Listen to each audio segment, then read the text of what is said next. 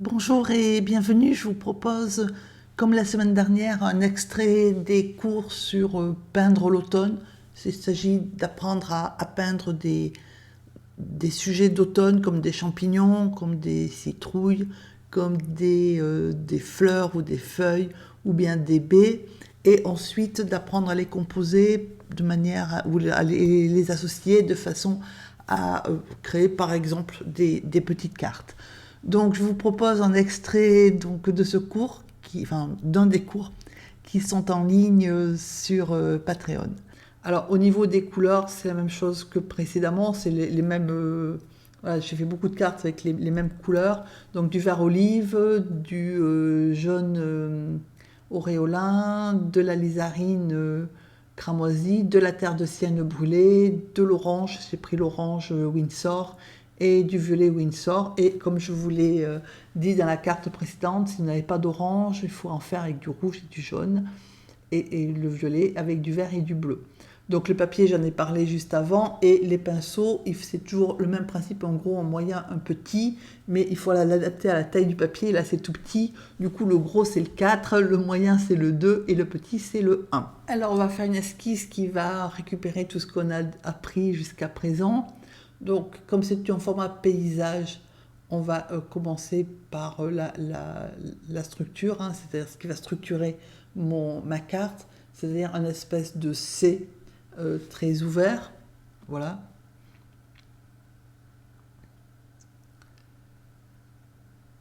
Là-dessus, je vais dessiner donc une fleur. Donc la fleur, moi je l'ai dessinée là, mais j'aurais très bien pu la mettre sur l'axe vertical. Alors le problème de la fleur, c'est que il faut essayer de ne pas la mettre de façon trop symétrique, hein, par rapport que les pétales ne soient pas face à nous, c'est-à-dire en haut, le pétale du haut bien centré, etc. C'est pour ça que moi, je suis partie un peu en biais, et de manière à ce qu'elle ne soit pas centrée, que les pétales ne soient pas symétriques ou trop centrés par rapport à nous. Alors ça, c'est pour la fleur qu'on a vue dans la vidéo précédente. Alors ensuite, on va faire un gland, parce qu'on est en automne. Donc un gland, c'est pas très compliqué à dessiner. Vous avez le gland lui-même, qui est un ovale, hein, et ensuite la cupule. Donc c'est ce que je suis en train de faire. Donc un arc de cercle, et puis la cupule dans l'autre sens, dans laquelle le gland est enchâssé. Voilà. Alors après là c'est pareil, je l'avais fait, il était un peu trop horizontal, et du coup je l'ai mis un peu plus incliné, de manière à donner l'illusion d'avoir une petite composition d'automne, et qui ne soient pas des éléments bien alignés, bien, bien rangés. Par contre, je n'ai pas fait de feuilles de chêne parce que bon, déjà c'est parce que l'idée m'est pas venue, c'était une bonne raison. Et puis ensuite, c'est un peu plus compliqué à dessiner quand même que ce qu'on a fait là. Donc le gland sans les feuilles. Le champignon, alors forme simplifiée des champignons que je vous ai montré l'autre jour, mais voilà, là j'ai commencé par le pied parce que je le voulais, qui était partiellement caché par le gland, le pied, donc type boulet, hein, champignon, et puis le petit chapeau par-dessus, et un petit champignon à côté, à gauche, mais on aurait pu le faire un peu plus loin aussi. Voilà, et un petit champignon. Alors, sur le grand axe, on va mettre des baies. Donc, on va mettre, donc là, je vous renvoie au cours peindre des feuilles et des baies, pour apprendre à peindre les baies. Donc, il faut essayer de les mettre en grappe, mais pas trop, parce que c'est pas du raisin non plus. Et là, c'est pareil par rapport à l'axe, il faut éviter de les mettre toutes à gauche et à droite. Vous voyez, donc, j'ai commencé par une au milieu, et après, je mets les autres un petit peu donc accrochées, pas forcément tout entières. Voilà. Et j'en mets une sur le coup. Donc là, j'en ai mis 4. J'en ai mis une détachée des autres, et je vais en mettre en fait un tout petit peu, possiblement au-dessus. Voilà, donc là j'ai ma fleur, 2 champignons, un gland, quelques baies. je vais continuer à... Donc, faut pas hésiter à modifier votre axe hein, de manière que ça soit joli. Et après, il va falloir prévoir quelque chose qui puisse...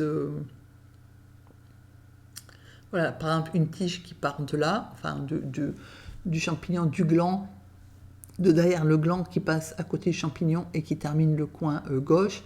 Et pour l'esquisse, on va s'arrêter là. Donc, vous voyez que c'est très simple. Le reste, on le fera quand on en aura, quand on sera en train de peindre. Alors, par contre, il faut protéger ce qui n'est pas peint, enfin le papier qui n'est pas peint et surtout ce qui est peint à gauche. C'est pour ça que j'ai mis une feuille de papier, hein, voire des fois j'ai mis un chiffon absorbant. Et on va estomper le dessin qu'on vient de faire de manière à ce qu'on ne voit pas les traits de crayon une fois que ça sera peint. Alors moi j'ai l'habitude d'estomper au fur et à mesure parce que ça me permet de m'arrêter soit quand j'ai plus envie, soit parce que des fois voilà, on doit s'arrêter de peindre parce que le téléphone sonne, on sonne à la porte, etc., ou les enfants. Et du coup, moi, en estompant que ce que je suis en train de peindre, je sais quand je reviens tout de suite où j'en étais. Voilà, mais après, c'est... Alors, donc, on part du orange.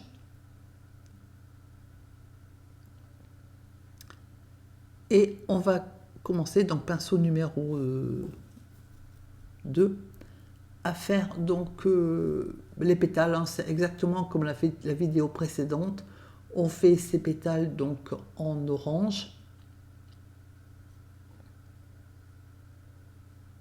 Là, il n'y a pas tellement de jeu de lumière et tout à faire parce que c'est vraiment petit. Enfin, on pourrait le faire, hein, mais c'est y passer. Voilà. Alors, j'ajoute directement un petit peu de rouge. C'est y passer beaucoup de temps pour quelque chose qui est quand même consommable, hein, puisque les cartes, a priori, les gens, il y en a qui les gardent quand c'est peint main, mais les cartes, généralement, très souvent, on ne les garde pas, en fait. Alors, donc là, j'ai évité d'aller peindre les pétales qui étaient trop en contact avec ce que je venais de peindre pour éviter que ça, voilà, hein, qu'il y ait un accident. Du coup, j'allais peindre le pétale opposé, voilà, donc en orange avec un tout petit peu de rouge. J'ajoute ma petite goutte de rouge. Donc on voit bien que quand le rouge au niveau de la dilution est maîtrisé, c'est quand même mieux hein, que comme la lizarine que j'ai eu tout à l'heure. Et donc on continue là parce que même si ça se touche, c'est pas très grave. Et on complète en fait avec les pétales. Et donc on a une petite fleur qui est en train d'apparaître.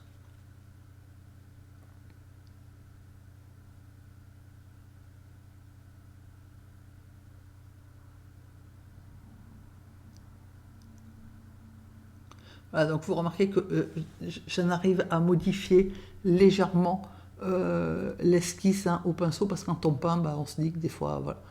Et j'ajoute mon rouge au niveau donc, des pétales. Et là, j'ai la fleur que je voulais tout à l'heure, c'est-à-dire une fleur qui a les bords de pétales jaunes et un petit peu de rouge. Voilà. C'est ce que je voulais tout à l'heure et que j'ai pas pu avoir. Bon, enfin bref, c'était pas très grave. Donc là, j'estompe mes champignons, donc je suis dans les couleurs comme ça. Je fais comme on a vu précédemment, sauf que en plus rapide, un petit coup d'orange et auquel on ajoute très vite de la lizarine. Parce que c'est vraiment tout petit. Alors on fait le petit chapeau du champignon.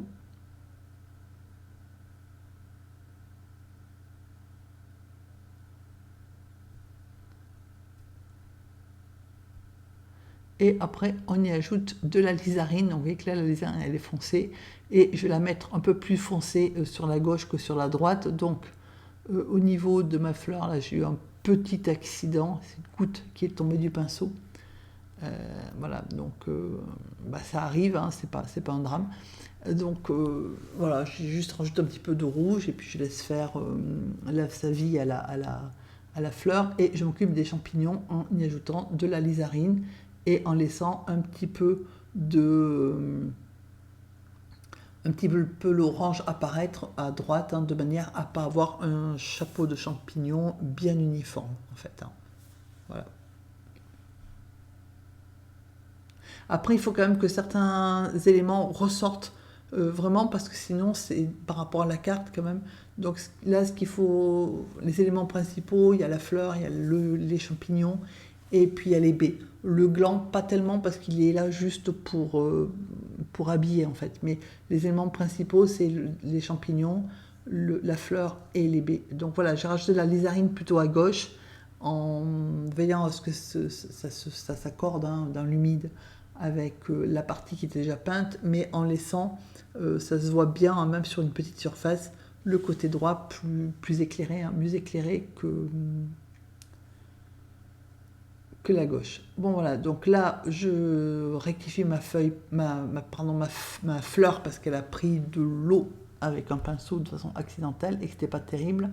Et j'ajoute, pour faire donc un tout petit peu de violet, alors peu dilué, attention, voilà, je l'ai quand même frotté, hein, parce que j'ai pas mis peu dilué, mais pas non plus en quantité trop grande, parce que ça va faire un gros pâté. C'est pour ça que j'ai essuyé mon pinceau avant, mais j'ai fait mon petit cœur de fleurs de manière à ce qui ressorte aussi et à donner du punch à ma fleur. Alors donc là, je prends du violet, de la terre de sienne brûlée, et on va mélanger les deux ensemble. Voilà, donc je refais ça me fait un beau marron bien chaud, bien foncé. J'y ajoute une pointe d'alizarine et on va pouvoir faire la cupule. Alors moi, pour que ça ressorte, j'ai fait la cupule marron foncé. En fait, quand on regarde un gland, c'est pas si évident que ça, hein. Ça dépend les chênes verts par exemple.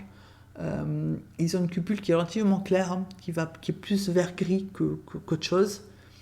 Là, je voulais quelque chose qui ressorte, donc j'ai fait la cupule en marron foncé, hein. Et alors, ça donne pas grand chose parce que c'est trop petit. Je suis allée chercher un petit peu de sel pour mettre sur la cupule, mais ma peinture était peu diluée et le sel a eu peu d'effet en fait. Voilà. Et puis finalement, avec le recul, je suis pas sûre que ce soit si fin que ça d'aller mettre du sel dans un espace aussi petit. Voilà. Plus gros, oui, mais là c'est un peu petit. Donc du coup, j'ai pris un mélange de peinture et je fais ma tige au pinceau numéro 1.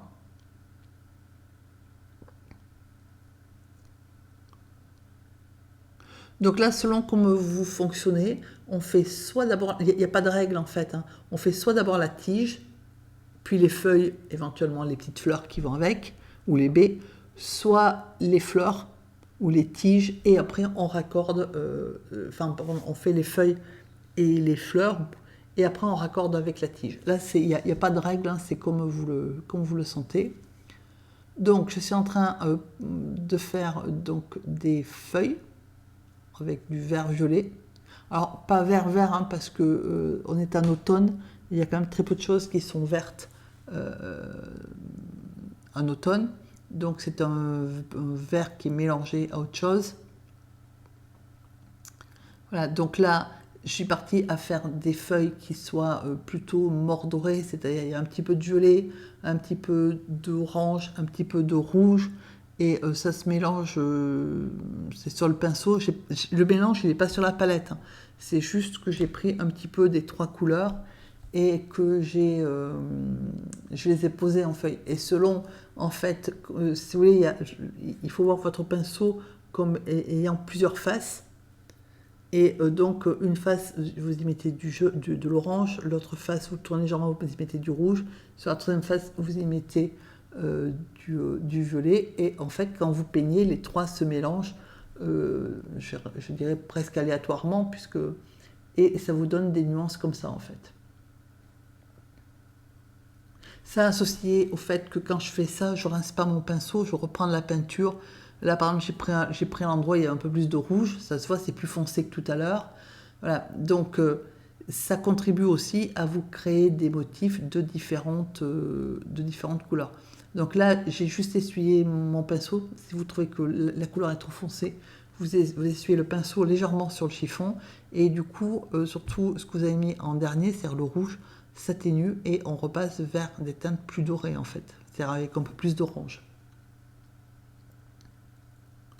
Voilà. Et là par contre, je suis passée à quelque chose d'un peu plus violet, parce que là où je suis, j'ai pris plus dans la partie violette, hein, je vous ai montré que dans le petit carré, le petit godet, je mets mes couleurs qui sont juxtaposées, pas mélangées, juxtaposées.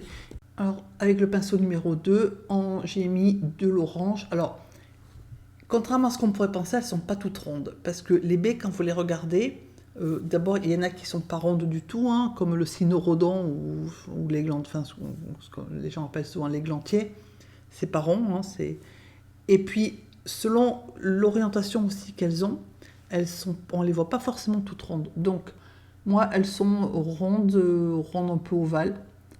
Voilà. Mais j'ai pas cherché à en faire, enfin, je veux dire, encore une fois, la nature, elle fait pas des choses standardisées. Voilà, donc il faut que ce soit globalement rond, bien sûr, mais des fois un petit peu allongé, de manière à suggérer déjà une orientation du fruit différente. Alors après, on met un petit peu d'alizarine, pas partout, de manière à ce qu'il y ait une partie qui soit plus éclairée, hein, qui garde un petit peu de jaune. Voilà, donc en essayant de faire un petit arc de cercle, autant que faire se peut parce que c'est petit, mais pour suggérer le côté sphérique de la baie.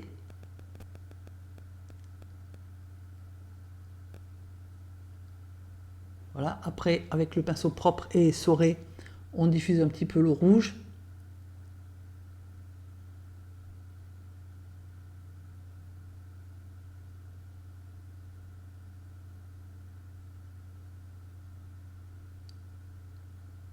Et par contre, il faut essayer de peindre dans le sens de la sphère, hein, pour justement suggérer ce problème, cette forme sphérique.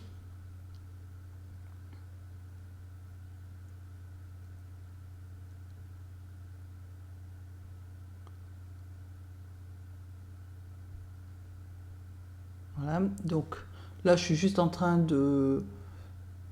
En fait, c'est un double mouvement. Soit on pousse la peinture d'un côté pour avoir un petit peu de clair qui apparaît, soit on rajoute du foncé par contraste, montrer que c'est un petit peu plus clair. Voilà. Donc là, j'ai ajouté à côté du papier absorbant pour que je puisse faire mes retraits. Donc là, je retire un petit peu de rouge pour faire apparaître le jaune et je prends le pinceau numéro 1 qui est plus petit et je mets le petit bout foncé là, du fruit, en sachant que, attention, vous le mettez parce que c'est ce qui vous donne en fait l'orientation de votre fruit.